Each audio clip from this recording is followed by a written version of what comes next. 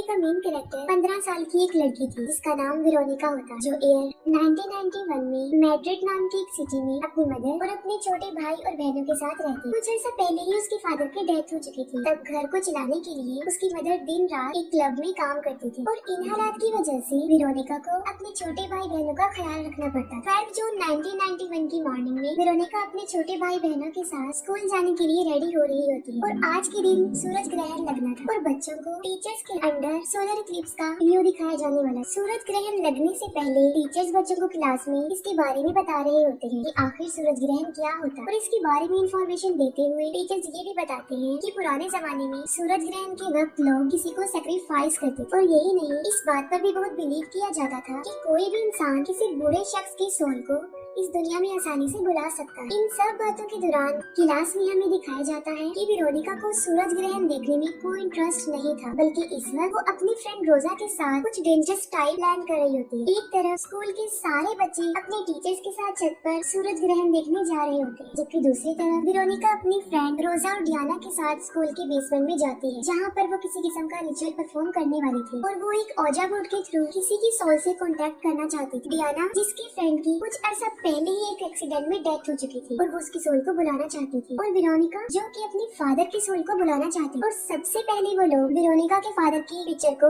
ओजा बोर्ड के सामने रखते हैं और उनकी सोल से कांटेक्ट करने की कोशिश करता है। तीनों लड़कियां एक ग्लास कप पर हाथ रखते हैं, जिस पर उन्हें फौरन रिस्पॉन्स मिल भी जाता है। सोल्स के रिप्लाई में वो कप खुद ब खुद मूव करना शुरू कर देता है और वो कप इतना गर्म हो जाता है कि रोजा और डियाना अपनी उंगलियां हटा लेती है। इस रिचुअल को वेरोनिका ही सिर्फ कंप्लीट कर रही थी और जैसे ही सूरज ग्रहण लगता है वो कप टूट जाता है। कप के टूटने की वजह से वेरोनिका की उंगली पर चोट लग जाती है, जिसमें से खून आता है और वो ओजा बोर्ड पर गिर जाता है। वेरोनिका, जो कि एक स्टैचू की तरह बिल्कुल चुपचाप बैठी होती है, और वो ओजा बोर्ड टूट कर 2 हिस्सों में तकसीम हो जाता है और उसी वक्त बेसमेंट में पैरानॉर्मल एक्टिविटी शुरू हो जाती है, जिस पर डियाना जोर जोर से चिल्लाना शुरू कर देती है। वेरोनिका जमीन पर लेटकर कुछ अजीबोगरीब बातों की विस्परिंग कर रही होती है और अचानक से वो शैतानी आवाज में चिल्ला कर बेहोश हो जाती है। फिर हमें दिखाया जाता है कि वेरोनिका अपने स्कूल के हॉस्पिटल के एक वार्ड में होती है, जिसका चेकअप एक डॉक्टर कर रही होती है। डॉक्टर समझती है कि वेरोनिका शायद आयरन की कमी की वजह से बेहोश हो गई और उसे अपनी डाइट पर ध्यान देना चाहिए। इसके बाद वो अपने भाई बहनों के साथ घर जा रही होती है, तब वो नोटिस करती है कि स्कूल में ही रहने वाली एक सिस्टर वेरोनिका को मुसलसल घूर रही होती है। लोग इस सिस्टर को सिस्टर डेथ बुलाते थे और यहाँ पर अजीब बात ये थी कि वो सिस्टर ब्लाइंड थी। तो फिर सवाल ये पैदा होता है कि वो कैसे वेरोनिका को घूर रही थी। वेरोनिका के घर पहुँचने तक वेरोनिका के साथ घर पहुँचकर भी कुछ न कुछ अजीबोगरीब होता रहता है। वो डिनर करते हुए बिल्कुल फ्रीज हो जाती है और यही नहीं, उसकी बॉडी पर भी किसी के पंजों के निशान उभरना शुरू हो जाते हैं। उसी दिन वेरोनिका जब अपने भाई एंटोनिटो को नहला रही होती है, तब उसे उसके रूम से कुछ आवाजें आती हैं और जब वो उन आवाजों को फॉलो करती है, वो खुद ब खुद उस रूम में लॉक हो जाती है और रूम में बंद ही रूम के अंदर ही उसे अपने भाई एंटोनिटो की आवाज आती है। वो किसी तरह उस रूम से निकलकर वॉशरूम में आती है, जहाँ पर एंटोनिटो बाथटब में बैठकर चिल्ला रहा होता। किसी ने गर्म पानी का वाल खोल दिया था, जिससे एंटोनिटो की बॉडी जल गई। वेरोनिका फौरन एंटोनिटो को टब से बाहर निकालती है और उसकी बॉडी पर जलने की मेडिसिन लगाती है। उसी रात को वेरोनिका एक ख्वाब देखती है। वो अपने फादर को देखती है, जिसमें उसके फादर उसे बुला रहे होते हैं और तभी काफी सारे शैतानी हाथ उभरते हैं और वेरोनिका को खींचने लगते हैं। वेरोनिका के फादर भी एक ब्लैक डीमन बन चुके थे और वो उस पर अटैक करने के लिए कमांड कर देती है। इसके बाद वेरोनिका की नींद खुल जाती है और वो देखती है कि सब कुछ नॉर्मल है। अगले दिन वेरोनिका जब स्कूल जाती है, तब उसकी फ्रेंड रोजा उसे काफी इग्नोर कर रही होती है। इन सब से तंग आकर वेरोनिका वापस स्कूल के बेसमेंट में जाती है, जहाँ पर उसे सिस्टर डेथ मिलती है। सिस्टर डेथ उसे बताती है कि वेरोनिका ने उन डीमन सोल से कांटेक्ट करके बहुत बड़ी गलती कर दी और उसके ऐसा करने से उसके फादर की सोल तो इस दुनिया में नहीं आई, बल्कि किसी शैतान की सोल आ गई और वो शैतान हर वक्त वेरोनिका के साथ होता है और इस वक्त भी वो वेरोनिका के साथ ही। इन बातों के अलावा सिस्टर डेथ ये बात भी रिवील करते हैं कि जब उनकी आंखें ठीक थी, तब उन्हें ये सब चीजें नजर आती थी, जिसकी वजह से तंग आकर उन्होंने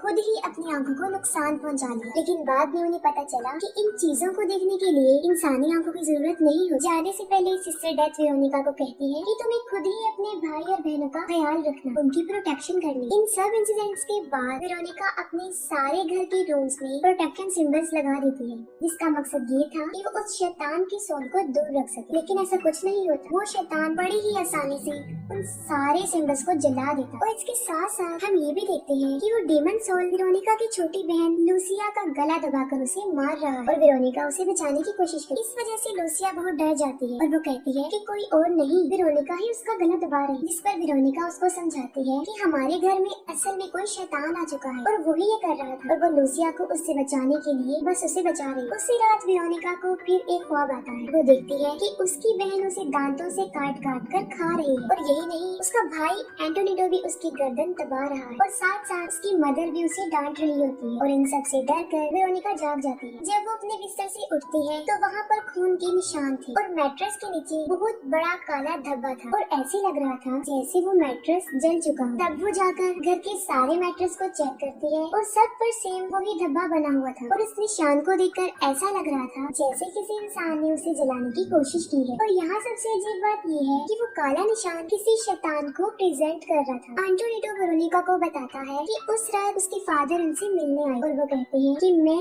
उनको साथ ले जाऊंगा। ये सुनकर वेरोनिका काफी डर जाती है और वो अपने भाई को समझाती है कि उसे किसी की भी बात मानने की कोई जरूरत नहीं है और वो अपनी आंखें और कानों को बंद करके वेरोनिका को बुलाए ताकि वो उसकी हेल्प के लिए आ जाए। फिर फौरन बाद वेरोनिका फिर सिस्टर डेथ को मिलती है और इन डीमन सोल से बचने के लिए हेल्प मांगती है। सिस्टर उसे बताती है कि उस दिन उन्होंने अपना रिचुअल अधूरा छोड़ दिया था जिसकी वजह से वो शैतान यहीं पर रह गया। उन्हें दोबारा से वो रिचुअल करना होगा ताकि उस शैतान को वापस भेजा जा सके। ये सुनकर वेरोनिका अपने फ्रेंड रोजा के घर जाती है और उसे कहती है कि वो दोबारा रिचुअल करके शैतान को वापस भेज सके। रोजा उसकी कोई हेल्प नहीं करती और इनकार कर देती, जिसकी वजह से वेरोनिका अकेली ही रह जाती है। तब वो डिसाइड करती है कि इस सारे प्रोसेस को खत्म करने के लिए वो अपनी बहनों के साथ वो रिचुअल करे। और उस रात वेरोनिका उस ओजा बोर्ड को जोड़कर अपनी बहनों के साथ इस प्रोसीजर को स्टार्ट करती है और साथ में वेरोनिका एंटोनिडो को घर की दीवारों पर प्रोटेक्टेड सिंबल बनाने का कहती है, लेकिन गलती से वो इन्वोकेशन सिंबल बना देता है। रिचुअल शुरू करने के बाद वेरोनिका उस शैतान को ये दुनिया छोड़ जाने का कहती है, जिस पर वो सोल मना कर देती है। वो बुक्स में देखकर कई तरीकों से इस शैतान को इस दुनिया से भगाने की कोशिश करती है, लेकिन वो फुल फॉर्म में उनके सामने आ जाता है और साथ ही साथ उन लोगों पर अटैक कर देता है। डरकर वेरोनिका पुलिस को फोन करती है और इसी दौरान वो शैतान एंटोनिडो को अपने साथ ले जाता है। वेरोनिका की सिस्टर्स लूसिया और इलीन इस सब से बचने के लिए घर से बाहर भागते हैं, जबकि वेरोनिका एंटोनिडो को ढूंढने वापस अपने घर में जाती है।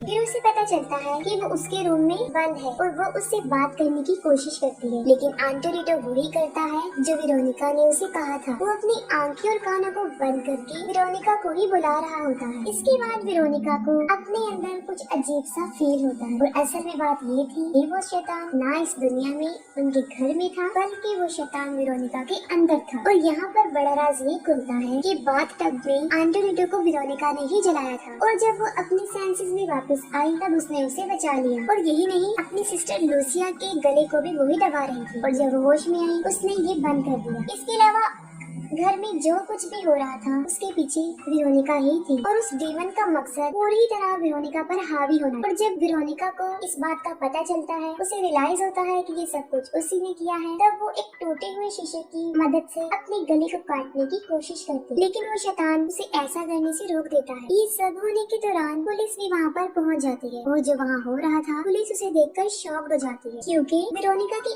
आधी बॉडी हवा में फ्लाई कर रही थी और फिर वो बेहोश होकर जमीन पर गिर जाती है। पुलिस एंटोनिडो और वेरोनिका दोनों को घर से बाहर लेकर आते हैं और वेरोनिका को एम्बुलेंस में लेकर जाते हैं। डिटेक्टिव आसपास की गिरी हुई चीजों को देखते हैं, फिर उनकी नजर वेरोनिका की एक फ्रेम पिक्चर पर पड़ती है जो अचानक से जल जाती है और तभी उन्हें इस बात की न्यूज मिलती है कि वेरोनिका अब इस दुनिया में नहीं रही, वो मर चुकी है। इसके बाद वो डिटेक्टिव इस केस को लेकर अपनी एक रिपोर्ट बनाता है जिसमें वो क्लियरली मेंशन करता है कि इन सब बैड इंसिडेंट का रीजन कोई डीमन था जो हमारी दुनिया में किसी अधूरे रिचुअल की वजह से आया था। और हैरत की बात तो ये है कि ये पहला पुलिस केस था जिसमें किसी डीमन का जिक्र भी किया गया था।